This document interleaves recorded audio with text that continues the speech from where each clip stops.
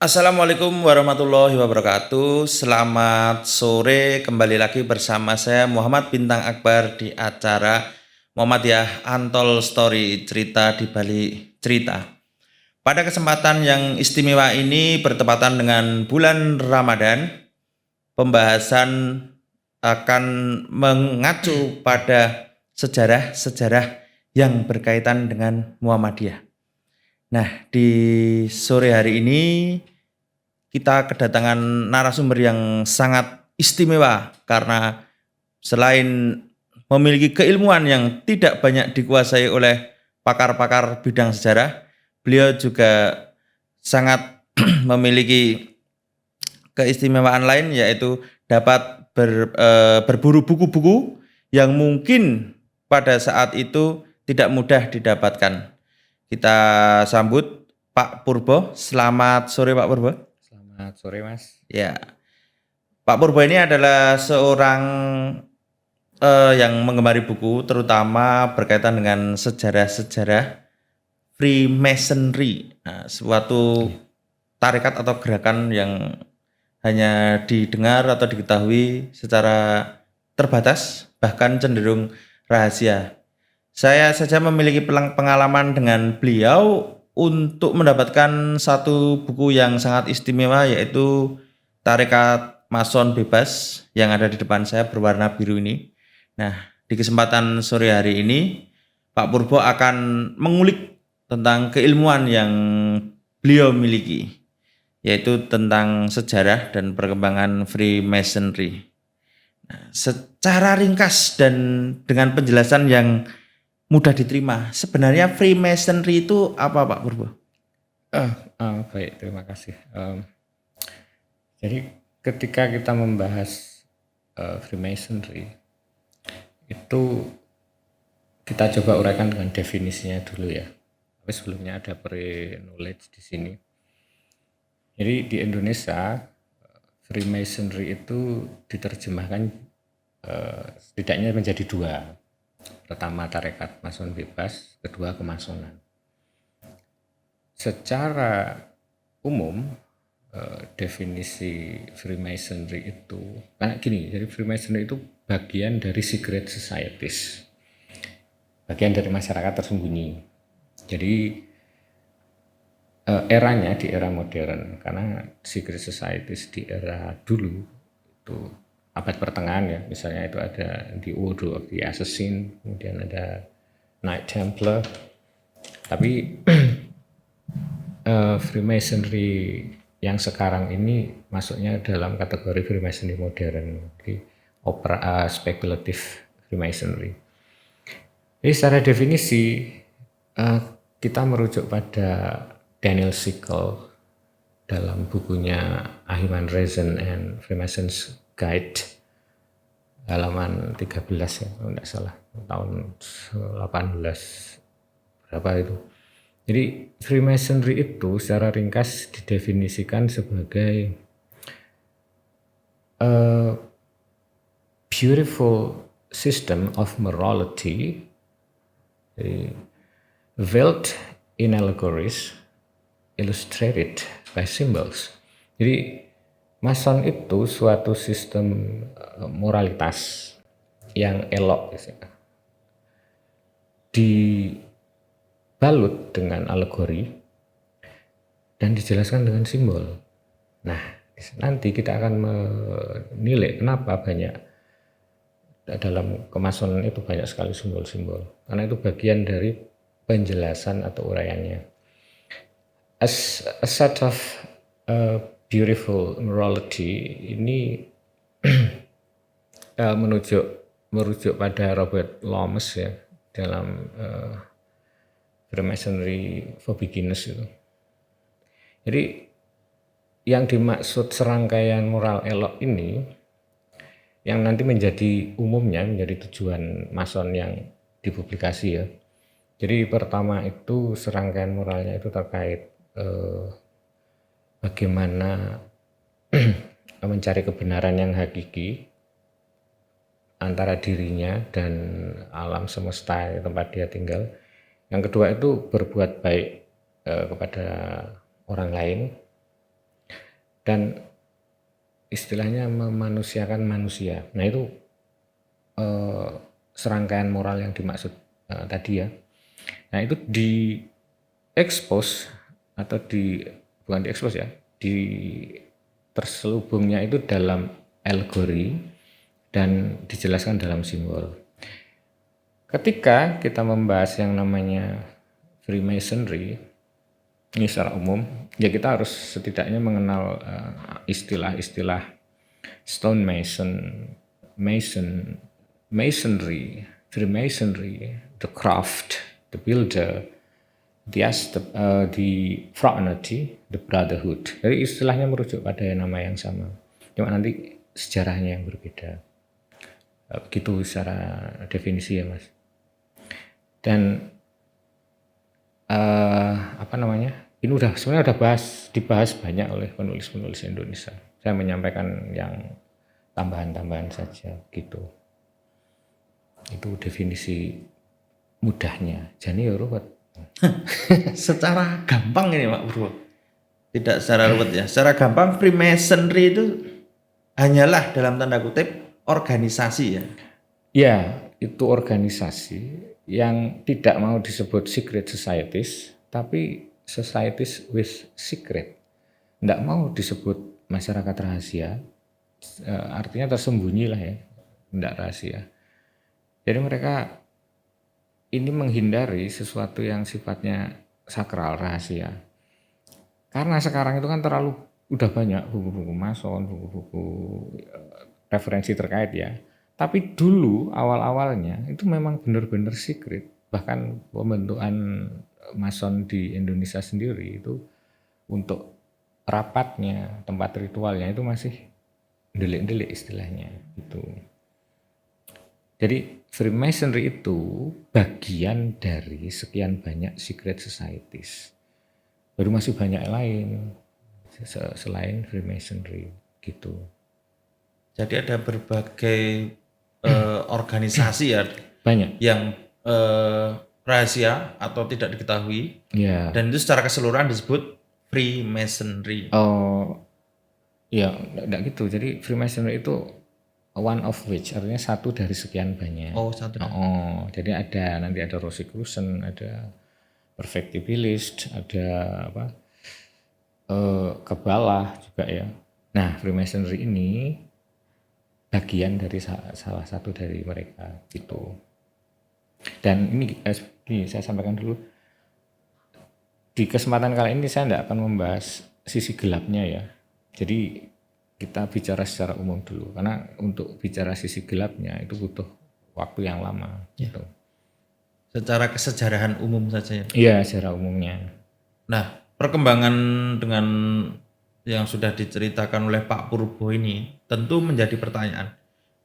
Bagaimana awal mula dan Freemasonry dunia ini tumbuh, berkembang dan berdinamika? Apakah ada juga kaitan dengan hubungan-hubungan dengan para elit atau membentuk suatu tatanan? Iya, secara umum ketika kita bicara Freemasonry itu, jadi muasalnya itu kalau menurut dalam buku The Hierarchy ya, itu begini. Jadi secara umum global itu muasalnya itu dari era di masa pembuatan ini ya, itu Solomon Temple. Yang kedua itu dari para batu gilda atau stonemason yang kemudian untuk membedakan diri di abad pertengahan ya, membedakan diri dari tukang batu lain itu ditambahi Freemason. Dan itu yang disebut operative Freemasonry di abad pertengahan. Nah, yang kita pahami sebagai Freemasonry sekarang ini itu maksudnya spekulatif. Orang-orang operatif Freemasonry itu punya istilahnya esoteric knowledge, baik itu terkait sacred geometry, sacred number, dan pengetahuan esoterik lain. Nah, untuk yang sekarang yang kita pahami mason itu apa toh sebenarnya? Ya dia hanya terkait urusan secara umum, simbol-simbol, hal-hal yang sifatnya dermawan. Ini yang disampaikan mereka. Jadi saya tidak bahas sisi gelapnya, tidak sekarang ya. Nah yang ketiga itu muasalnya dari dikaitkan dengan Knight Templar yang kita kenal dengan Satria Templar itu loh. Nah itu muasalnya secara umum. Loji pertama di dunia itu kan di UGLE, gabungan dari 4 loji dari 17 ya. Itu loji pertama terpadu secara global, United Grand Lodge of England. Lalu disusul perkembangan loji-loji lain ada di Belanda itu The Grand Orient of Nederland atau di Grand Lodge of Holland istilahnya. Kemudian ada Grand Orient Prancis, Belgium, Italy, dan lain-lain.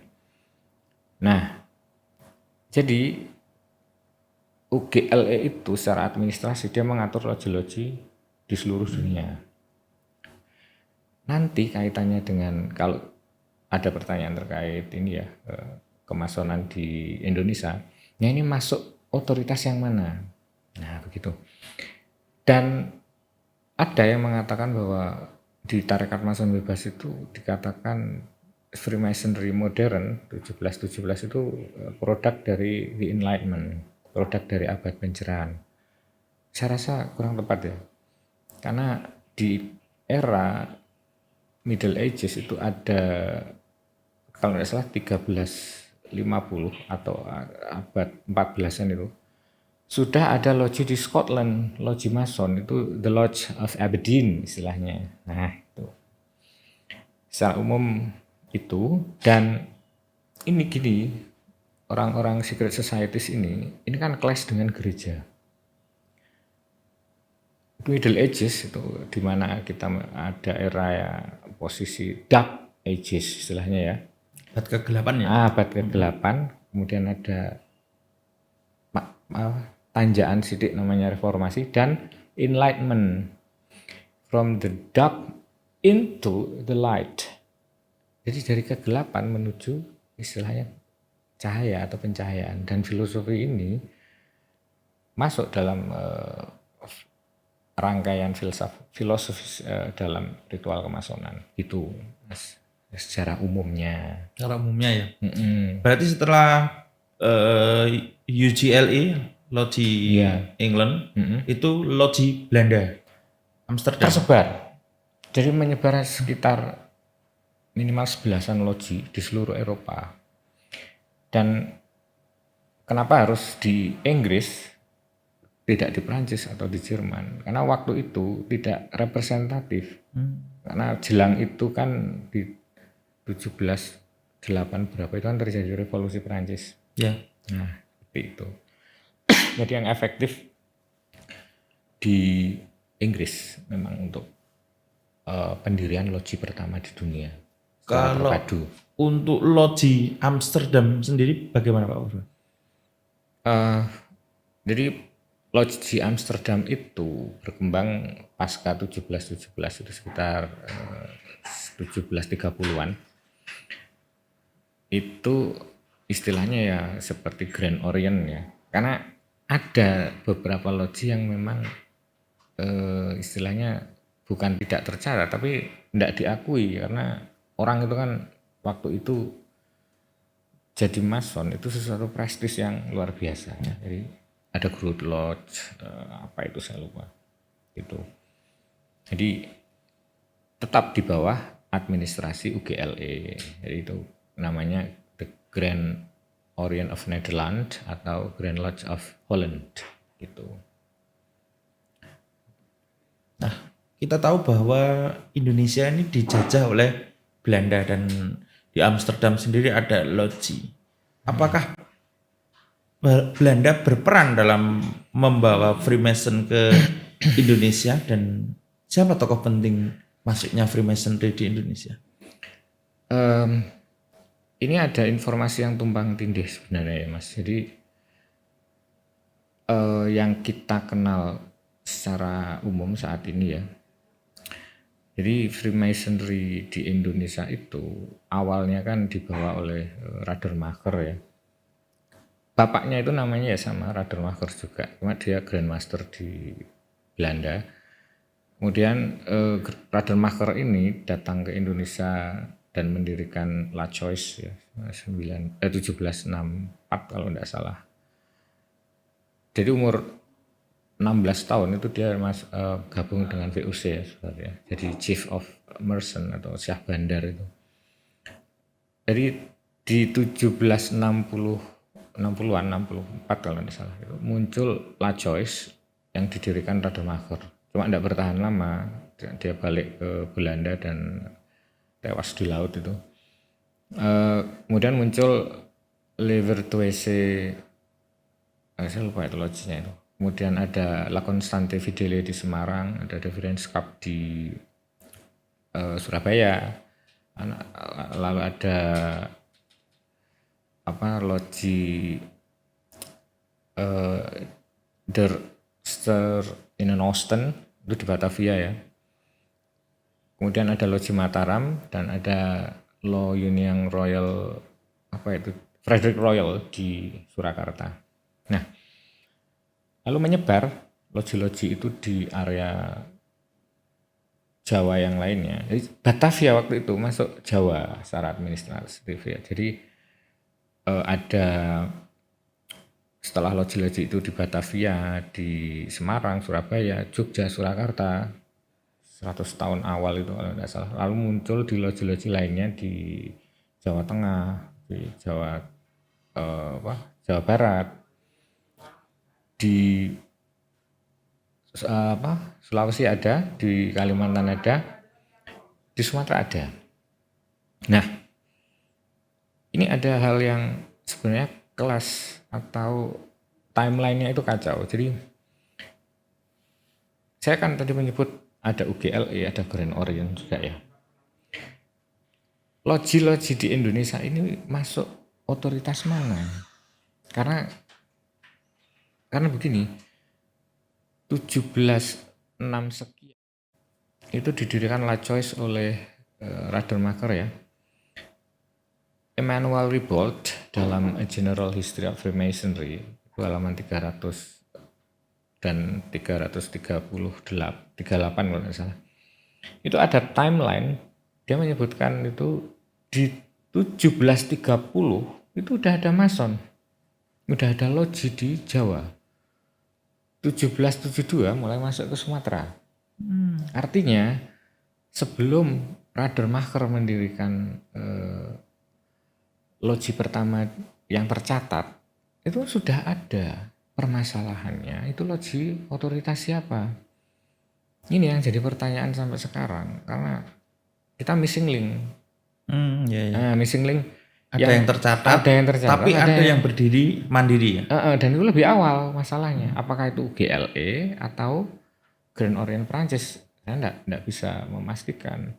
Dan dalam hal ini itu kan ada salah satu sumber primernya itu Gedenkbuch Friedemann Schlarich yang istilahnya buku kenang-kenangan itu ya, Mason itu hingga 1706 sekian sampai 1916. Ini sepertinya para Mason ada kesepakatan dalam menginformasikan ke publik melalui Gedenkbuch itu. Karena catatannya 1760, tapi ternyata 1730 sudah ada. Nah ini lojinya siapa, otoritas mana? Nah gitu. Dan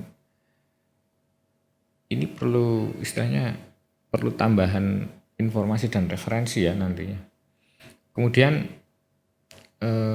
itu perkembangan masuknya di Indonesia ya. Tadi pertanyaan selanjutnya apa?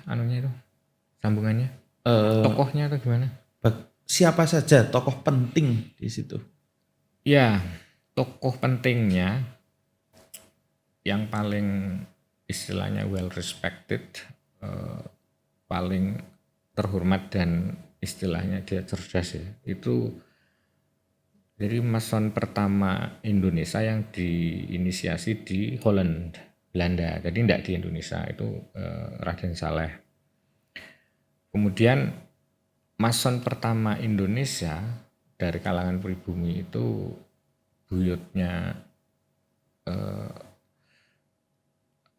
Abdul Rahman kalau tidak salah, itu buyutnya Sultan Pontianak. Diinisiasi di loji The Friends Cup.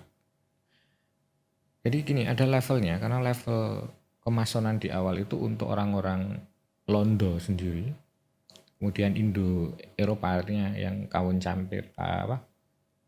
campur dengan orang Indonesia, baru orang Indonesia dan Cina. Jadi di situ grade-nya udah beda, dan bahasa yang digunakan dalam ritualnya itu bahasa Londo. Jadi kalau seseorang itu kapasitas intelektualnya tidak tinggi waktu itu, ya tidak masuk. Nah, itu salah satunya itu Raden Saleh, kemudian Abdul Rahman itu ya. Keanggotaan yang lain itu siapa saja itu ada dalam posisi-posisi penting waktu itu di pemerintahan Belanda juga. Bupati, Wedono, dan priai-priai, bahkan ada mantri, insinyur, itu masuk menjadi anggota mereka. Jadi kalau disebutkan satu-satu ya saya harus cek buku, namanya banyak. Ya. Jadi itu secara umum untuk masuknya di Indonesia. Aktivitasnya, karena kembali lagi ke tujuannya, secara umum itu kan untuk kedermawanan dan lain-lain, itu kan Sosial. sosial, itu yang disampaikan. Kita kan nggak tahu hidden atau istilahnya dark side of Freemasonry itu banyak, tapi enggak kita bahas sekarang ya, kapan-kapan aja gitu. Itu kan di masa penjajahan Belanda ya, masa Hindia Belanda. Iya. Setelah proklamasi, apakah orang-orang yang tergabung di Freemasonry itu muncul dan tampil di pemerintahan atau ya tetap senyap-senyap saja Pak Bowo? Iya, ini jadi pasca kemerdekaan di 1953 atau 4 itu kan istilahnya Grand Lodge nasionalnya Indonesia itu baru dibentuk, itu Loji Agung Timur Indonesia. Sumitra Pelepaking kalau tidak salah ya, Grand Masternya. Ini gabungan 4 loji juga, mirip di UGLE ini. Cuma begini, waktu itu kan karena situasi nasional itu udah berubah, dia mulai melakukan pendekatan kepada otoritas Indonesia. Kemudian ada pertemuan khusus dengan Soekarno, membahas banyak hal ya, pertanyaan-pertanyaan penting itu. Jadi itu di Paul van der Voort itu dibahas Freemasonry in Indonesia itu. Lalu beberapa tahun kemudian itu Freemasonry, Rosicrucian, Amorg ya, dan lain-lain itu di-ban oleh Soekarno, dilarang. Apakah berhenti di situ? Nah, ini begini, hal yang menarik adalah ketika kalau tidak ada lojinya, tidak ada anggotanya, tidak ada aktivitasnya, kenapa itu dicabut larangannya? Jadi kan logisnya ketika itu tidak ada eksistensi, tidak ada aktivitas, loh ngapain dicabut? Kan mencabut hal yang goib istilahnya. Tapi faktanya kalau dicabut berarti pelarangannya dicabut, berarti kan masih eksis. Dalam bentuk lain mungkin ya Pak? Ya dalam bentuk yang lebih hidden, artinya nggak go public pasca Soekarno melakukan pelarangan itu ya. Nah, dari situlah beberapa tahun sebelumnya itu kan tarekat Mason bebas itu dikeluarkan. Itu apa istilahnya, sebagai kenang-kenangan memori ya istilahnya, buku memori untuk periode di tahun 90-an jelang tahun 2000 itu. Gitu. Jadi kita sekarang ini malah justru fatal yang dilakukan Gus Dur dengan mencabut pelarangan itu ya. Artinya malah mereka semakin sekretif atau semakin tersembunyi, semakin rahasia, dan kita nggak tahu malahan datanya harus gimana gitu. Itu yang di era pasca kemerdekaan ya, Mas. Kalau saya tidak salah membaca ya, Mm. salah satu pucuk pimpinan di Matra Abri itu ada yang menjadi Grandmaster ya kalau saya tidak salah. Oh, itu di kepolisian sebenarnya tepatnya. Itu Sukanto itu. Kapolri pertama ya. Kapolri pertama itu. Jadi dia mason juga. Karena posisi-posisi kemasonan waktu itu memang diisi dengan orang-orang yang berpengaruh. Artinya bahkan gini ya, seorang Cina namanya Bun Keh itu di era 1800-an itu aja enggak bisa masuk karena dianggap dia tidak memenuhi syarat. Sangat ketat ya berarti seleksi untuk Ketat. Lalu di Loji Mataram itu baru Kohosin itu namanya. Itu diangkat atau diterima dalam loji ya. Dan memang itu harus cerdas istilahnya dan pengaruhnya cukup kuat dalam pemerintahan gitu. Jadi ya saya wajarkan ketika seorang Kapolri mungkin butuh perlindungan untuk secara hukum ya, ya. agar lebih aman dan lebih leluasa gitu. Jadi kalau untuk Mason Freemason sendiri masuk ke Indonesia, tujuan dan mungkin ritual-ritualnya itu tetap atau ada perubahan menyesuaikan dengan kultur Indonesia? Jadi ada aturan terkait dengan konstitusi Mason ya, itu memuat ritualnya juga. Itu yang paling banyak diekspos itu kan dari konstitusinya Anderson dibantu Desa Belir itu. Standarisasi global karena mereka tidak mau istilahnya terlalu banyak perbedaan. Kalaupun berbeda itu ritmenya tetap sama. Nah ini sempat jadi masalah karena orang Indonesia terutama jelang kemerdekaan itu kan ritmenya revolusi, lawan penjajah, Perang ya. Nah, lah kok istilahnya ritual yang terkait simbol, terkait ini filosofisnya itu culture-nya enggak pas waktu itu, makanya mengalami penurunan anggota. Tapi apakah ritualnya berbeda ya, itu ada guideline-nya dan itu istilahnya enggak jauh beda. Yang jadi permasalahan itu tuntutan orang Indonesia agar ritualnya diganti bahasa Indonesia atau Melayu waktu itu. Nah itu baru pasca kesini ya, jelang-jelang era 90-an baru disetujui. Giliran disetujui, Grand Lodge-nya ada, Grand Lodge secara nasional ya, dilarang. Udah tenggelam, hilang gitu. Bentuk ritualnya seperti apa Pak Bro? Ya, spill sedikit.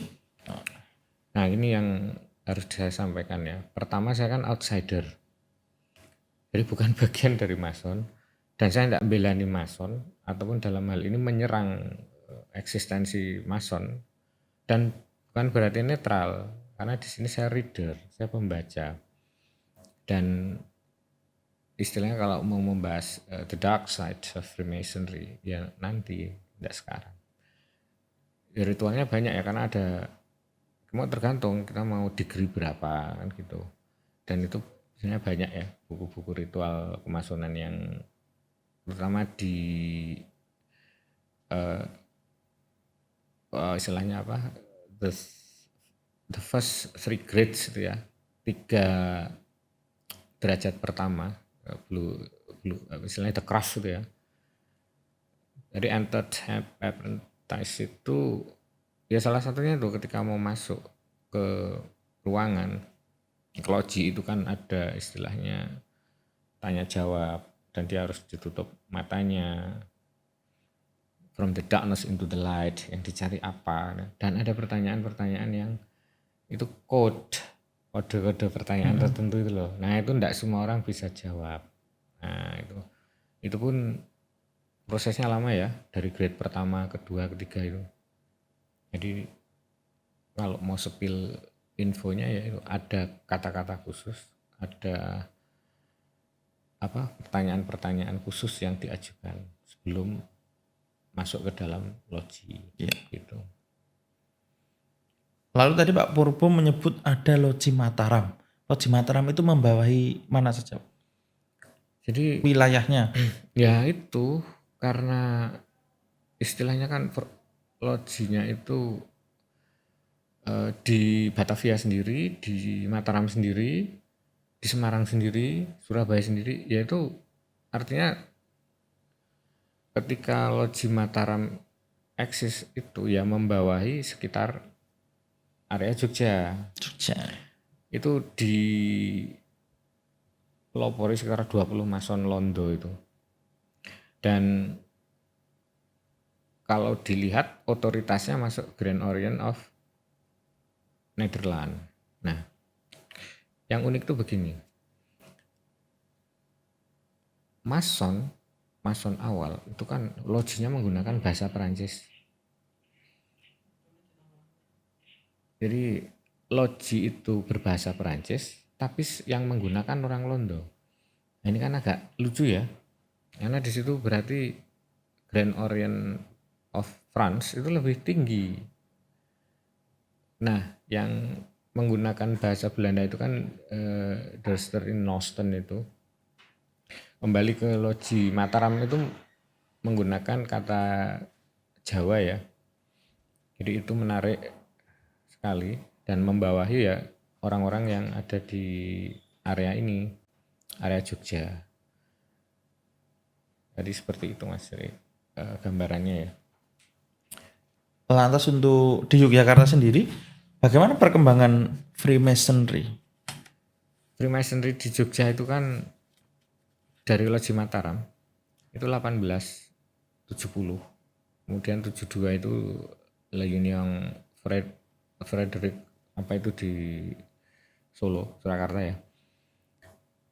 Aktivitasnya itu begini, jadi dia karena bidangnya di sosial dan lain-lain itu dia punya purpose itu. Loji Mataram itu buka jam 8 sampai jam 12, jam 4 sampai jam 6. Koleksinya hampir 8.200 buku waktu itu. Lalu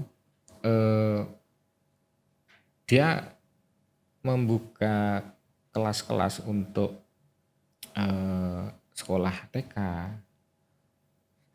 SD, kursus-kursus, rumah sakit, dan yang mencolok itu kan sekolah netral. Sekolah netral di sini di era agak-agak 1900-an sekian ya. Karena nanti dari kaum muslimin sendiri di Indonesia kan punya sekolah sendiri.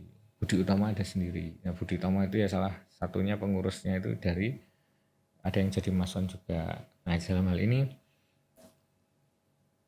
ya harus diakui memang mereka melakukan tindakan awal pengembangan di bidang pendidikan sosial dan lain-lain. Jadi itu harus diakui memang lebih awal. Tapi ini kan artinya kita tidak bisa mengatakan ya berarti bagus dong, ya enggak, karena ada sisi lain yang enggak akan kita bahas di sini gitu. Oke. Itu di Mason di Jogja ya. Kalau untuk Loji Mataram itu yang dulu disebut Loji Setan bukan Pak Bro? Itu korupsi bahasa sebenarnya. Jadi kalau merujuk Paul van der Voort itu Freemasonry in Indonesia itu halaman 18-19 kalau tidak salah, 17-18-19 itu.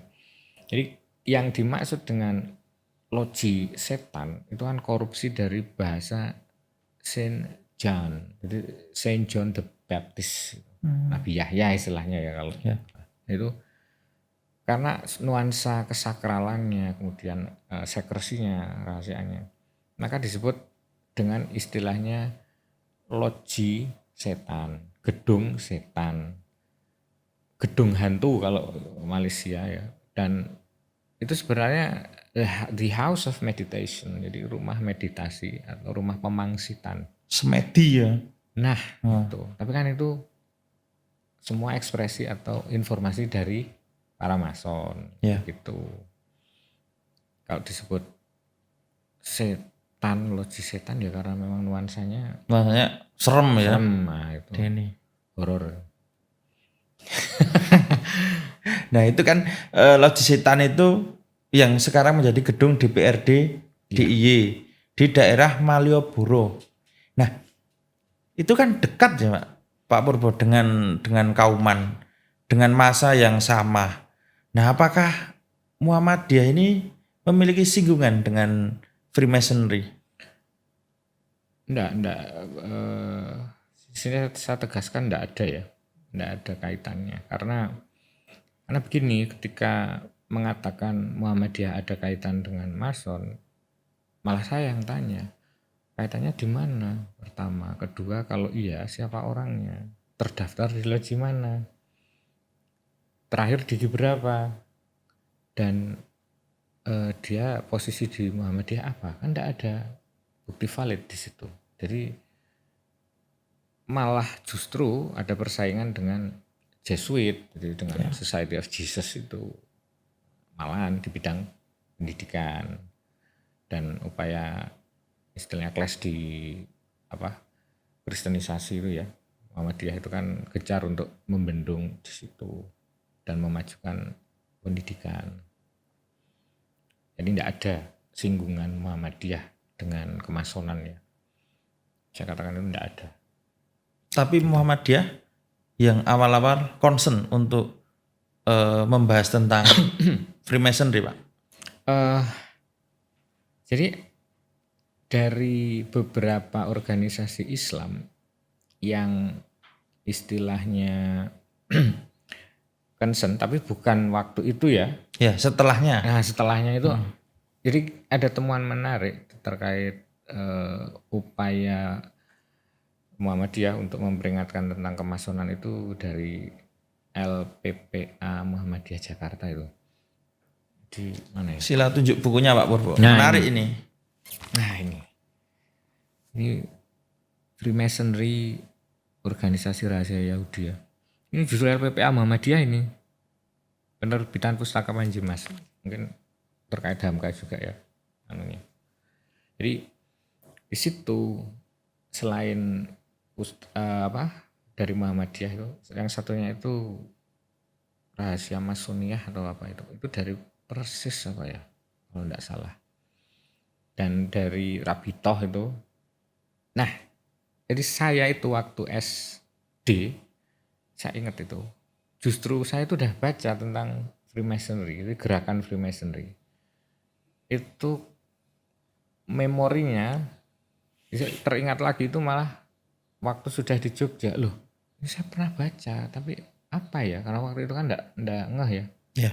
Bawain mas saya gitu. Jadi ada upaya dari Muhammadiyah untuk istilahnya memperingatkan, warning bahaya dari Freemasonry gitu. Ya alhamdulillah ada. Bahkan ada satu lagi tuh, protokol Opsion itu, sorotan terhadap protokol itu Muhammadiyah juga ya. Muhammadiyah udah duluan ya itu.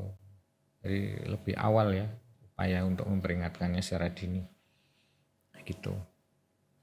Oke, sebagai penutup pada sesi sore ini sedikit informasi bahwa Pak Purbo ini juga merupakan penulis dari beberapa buku terkait Freemason atau tentang tatanan dunia baru.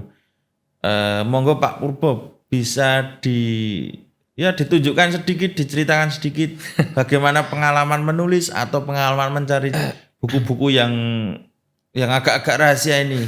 Mungkin bisa ditunjukkan juga di layar. Ya, jadi hunting tentang secret societies sebenarnya basisnya dulu saya kan bahasa Inggris ya, jadi saya hunting referensi-referensi. Kemudian awalnya saya kan menerjemahkan ini ya, Paul van der Voort ya. Jadi ini Freemasonry di Indonesia dari Raden Maher hingga Sukanto. Ini saya tuh dapat ini dari fotokopian di Sanata Dharma, perpusnya, karena enggak boleh bawa aslinya. Saya terjemahkan. Iseng-iseng waktu itu ya. Kemudian saya coba email ke penerbit, masuk di ACC waktu itu. Oke. Nah, yang menarik itu kan Tarekat Mason Bebas ini. Ini kan dicetak sekitar 5.000 X. 2.000 itu untuk loji-loji di Indonesia ya. 3.000-nya diboyong balik ke Belanda. Itu mungkin tidak diantisipasi atau bagaimana. Itu kan ada yang lolos satu di pameran wanita Tama itu loh. Di Yusuf Agensi, saya ingat itu.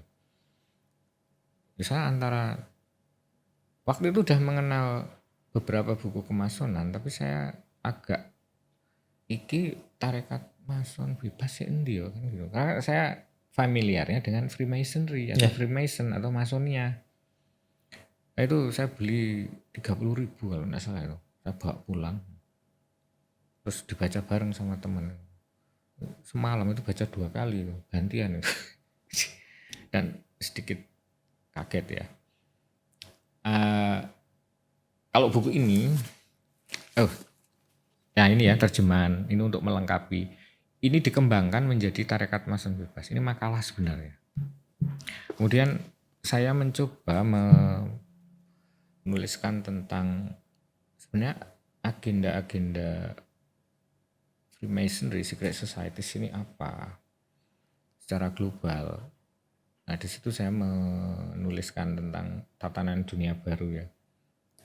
Jadi ini diterbitkan Pustaka Al-Kautsar ya, kemudian diterbitkan di Malaysia beberapa tahun lalu pas COVID itu. Karena dari pasca menulis NWO di Al-Kautsar dan Pemerintah Bayangan itu, saya kan ndelik, istilahnya ndelik itu saya fokus ke yang lainnya sambil mengamati perkembangan NWO ya. Dan pada saat COVID itu saya banyak membaca jurnal-jurnal yang tidak diekspos. Kemudian saya upgrade perkembangan NWO, lalu saya tawarkan ke penerbit yang lama tapi ditolak, mungkin terlalu riskan ya. Kemudian terbit di Malaysia, itu malah Malaysia yang duluan dapat informasi-informasi penting terkait istilahnya pandemi dan IoT ya, Internet of Things itu, dan dampaknya bagi publik itu seperti apa ke depan. Nah, kalau yang sekarang itu saya sedang nggarap naskah lagi ya.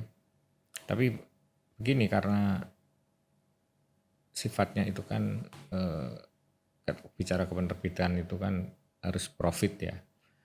Jadi untuk saat ini memang saya nulis aja lah, perkara siapa yang mau menerbitkan enggak saya pikirkan ya. Kadang cetak sendiri itu aja. Nah begitu Mas.